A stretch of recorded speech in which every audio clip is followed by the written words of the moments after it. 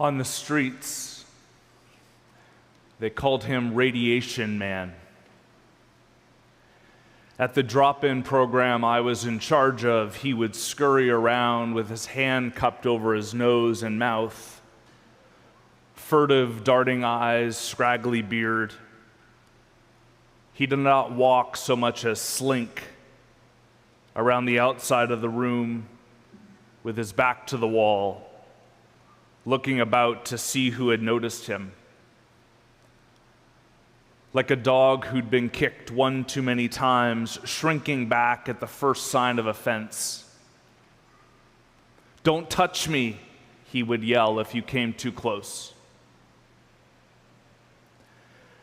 There is a pecking order on the streets, and Radiation Man was near the bottom. They called him Radiation Man because he always feared that there was radiation in his food and that someone was trying to poison him. The others laughed at him. He was hated by the other guests at the drop-in because his nose was always running and they couldn't stand it when he stood near the food. What was significant about Radiation Man was that everyone treated him as though he were radioactive, as though even the slightest exposure to him would indelibly contaminate you and render you unclean.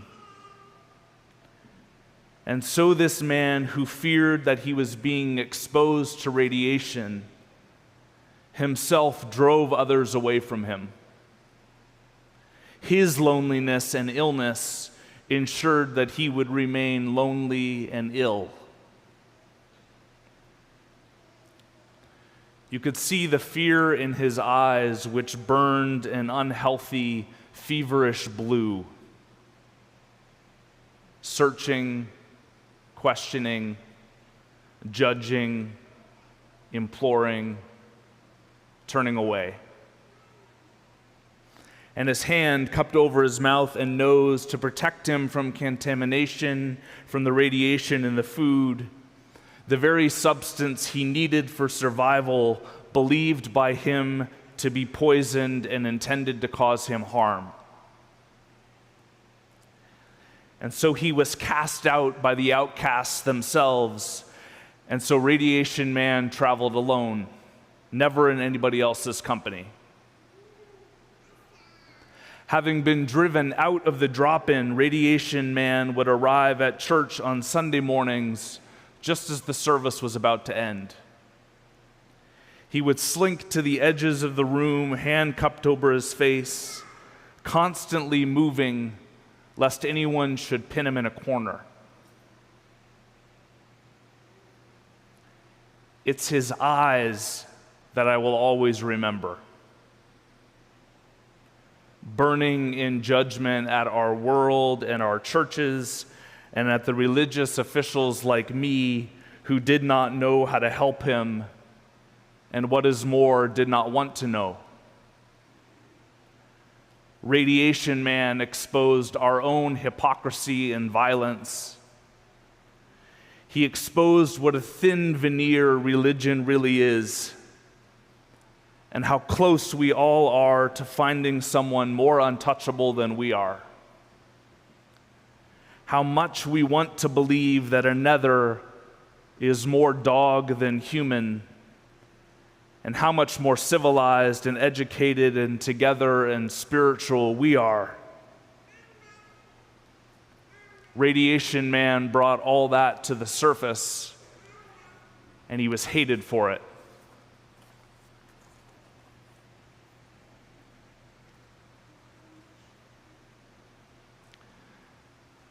Today we meet a woman who has been hemorrhaging blood for 12 years. Bleeding woman might as well have been radioactive. According to Torah, her bleeding rendered her continually, ritually unclean. And anyone who touches her will themselves become unclean and be unable to participate in the full religious life of the community. People thus had a religious reason to treat her as radioactive and to be nowhere near her. Imagine how that played out.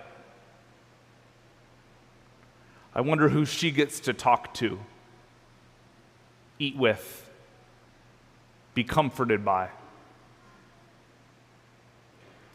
Like Radiation Man, Bleeding Woman slinks around the edges of the room and the crowd and the table.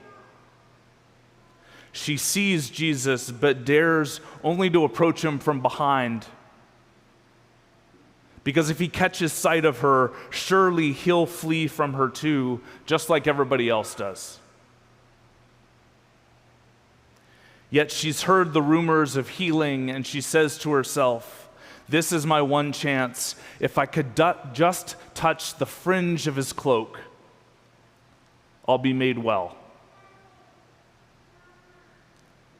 And then it's her worst case scenario. Jesus turns around.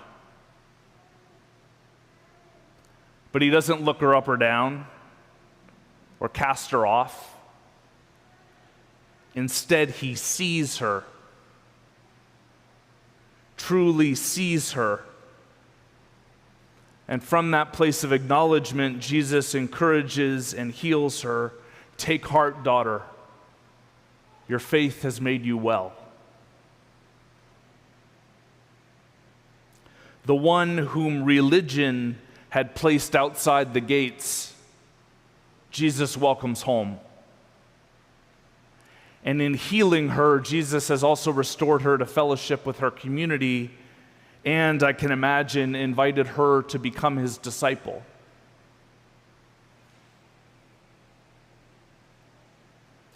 Radiation Man, Bleeding Woman. The final character in our story is Dead Girl. By definition, she's the most far gone of the three. In Mark's gospel, we're told her age. She's 12 years old. Bleeding Woman had been bleeding for 12 years. There were 12 tribes of Israel. There were 12 disciples. I don't pretend to have the whole picture here, but the number means something.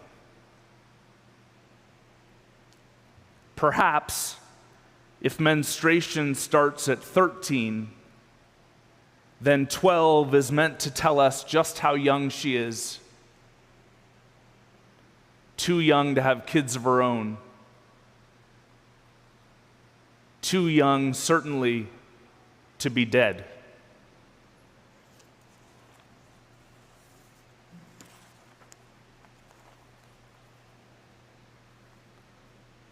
Sometimes I accompany people in our St. Clement's community who are facing what may be the most God-forsaken path: losing your own child.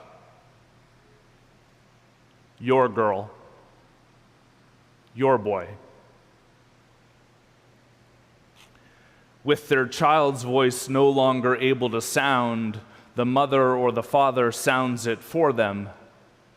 And this is exactly what the father in our story does today. He's the leader of the synagogue, religious leader, supposed to have it all together, kid's perfect. But his girl isn't perfect, she's dead.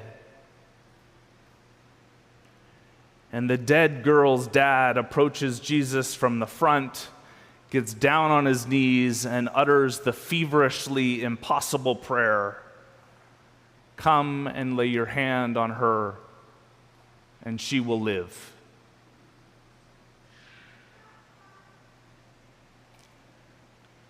Jesus accompanies the father back home, and the funeral music of the mourners is already underway.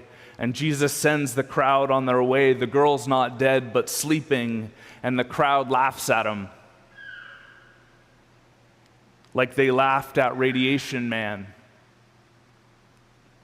Perhaps like they secretly laughed at the father who hoped against all logic and reason that his daughter would rise again.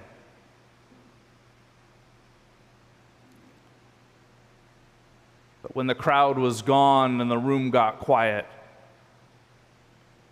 Jesus entered that 12-year-old girl's room, past the stuffed animals and the pale blue walls, past the school artwork and the bedside lamp, and he took her by the hand, and the dead girl got up.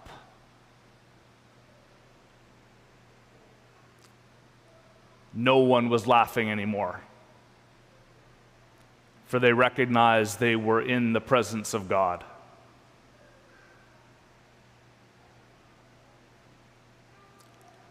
I don't know why the healings happen for some people and not for everyone.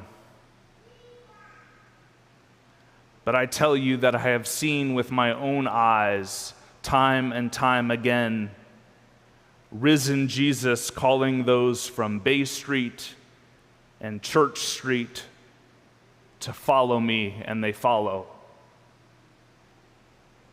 I've seen men kneel down and women stand up, and Jesus seat both as equals at his table.